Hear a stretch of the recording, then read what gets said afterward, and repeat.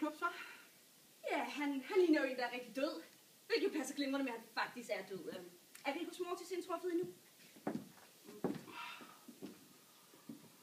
Nej, ikke endnu. Offeret må være gået bort inden for de sidste 2 til 3 timer. Lider stadig en smule varmt. Og de har allerede tydelige blodansamlinger i offerets fingerspidser. Totalt dødsfald. Bestemt unaturlig død. Mor.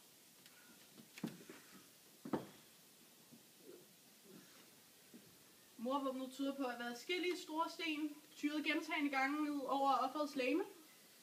Offeret blev efterladt på en tulipanmark i en kreds af blodige sten. Kunne alle disse sten være morvåben, og kunne alle disse sten være kastet af en person alene? Nej. Der har bestemt været 4 hænder til at kaste de sten. Et fabeldyr med 4 hænder? Ah! Jeg vil skyde på, at dette er værket af 2 oprørte homo sapiens. Oprørte homo sapiens. Men? Ja, jeg tror faktisk, disse 2 er af hundkøn. Hundkøn? Hvorfor dog det? Det Ragnarok er jo tydeligvis noget, der kun kan være udslaget af en mands brutalitet. Ja, det skulle man tro. Men det er det her. Vi har fundet på gerningsstedet. Så det er kvinder, vi snakker om? Ja. Fascinerende.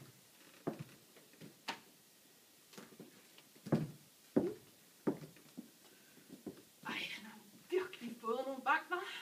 Ja, han er helt ødelagt. Ej, der er helt bestemt et par intakte organer tilbage. Men ikke så mange. Føj. Ej, helt knust. Helt knust.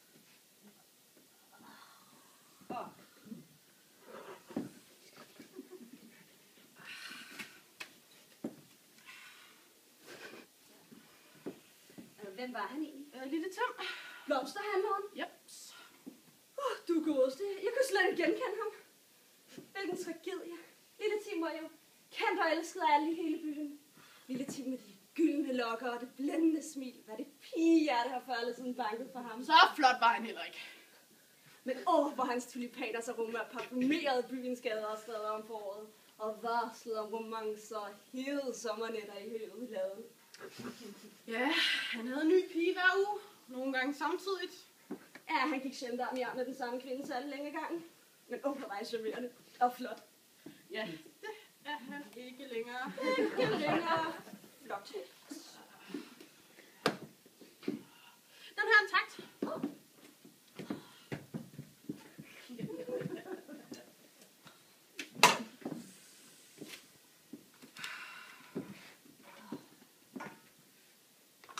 Prøv at putte noget rosmarin på. Ej, jeg bryder mig altså ikke så meget om rosmarin. Jamen, så gør som du vil.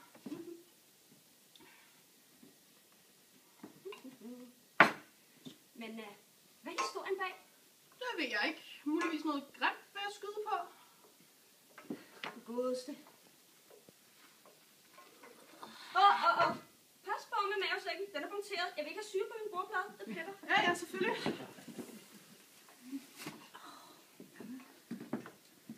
Men altså, hvis jeg kender Lille Tim ret, at der er garanteret noget jalousi indblandet.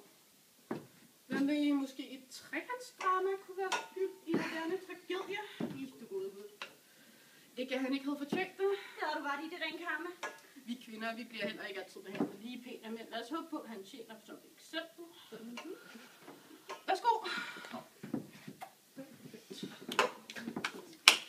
Men de tænker også bare kun med deres pik. Seriøst. Det undrer mig, at han overhovedet har et hjerte.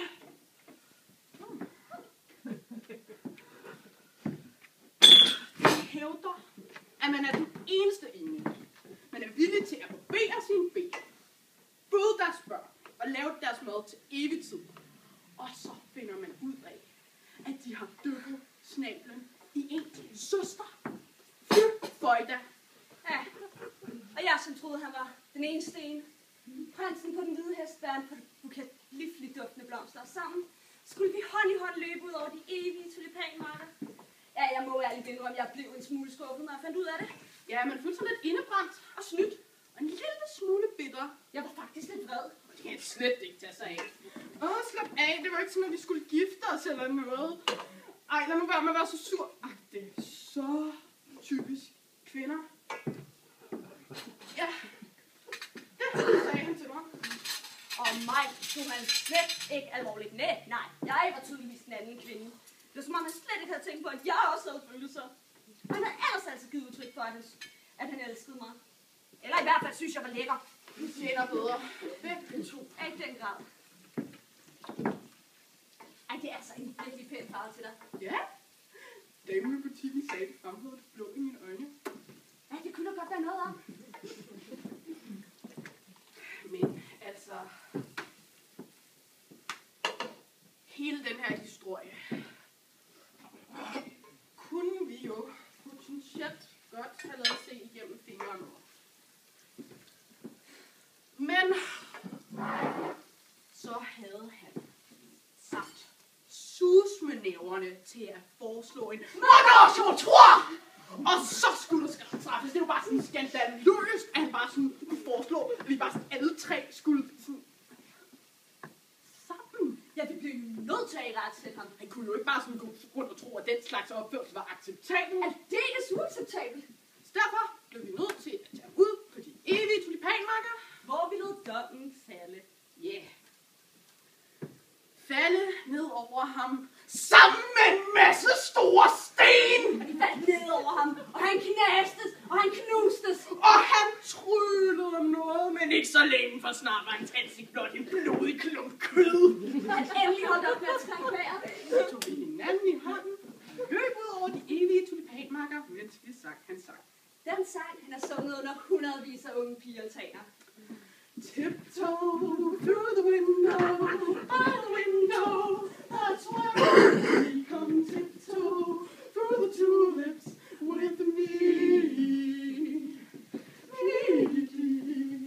And flowers will stray, we'll keep the showers away. And if I kiss you in the garden, in the moonlight, would you pardon me and tiptoe through the tulips with me?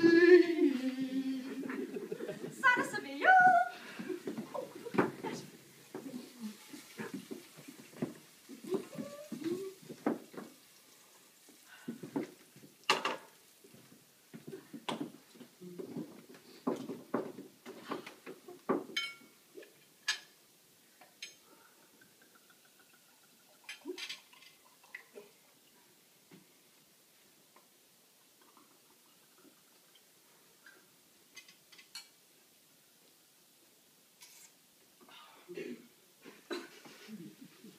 Men altså, hele den her historie er bare så typisk mænd. Nogle gange tror jeg bare, at vi kvinder vi er de eneste ordentlige mennesker her på jorden. Ja, men er de rene vilddyr. Vi kan det mindst finde ud af at styre vores impulser. Det er virkelig lækkert. Ja. Men altså, det er bare tydeligt at mærke, at de i hvert fald ikke har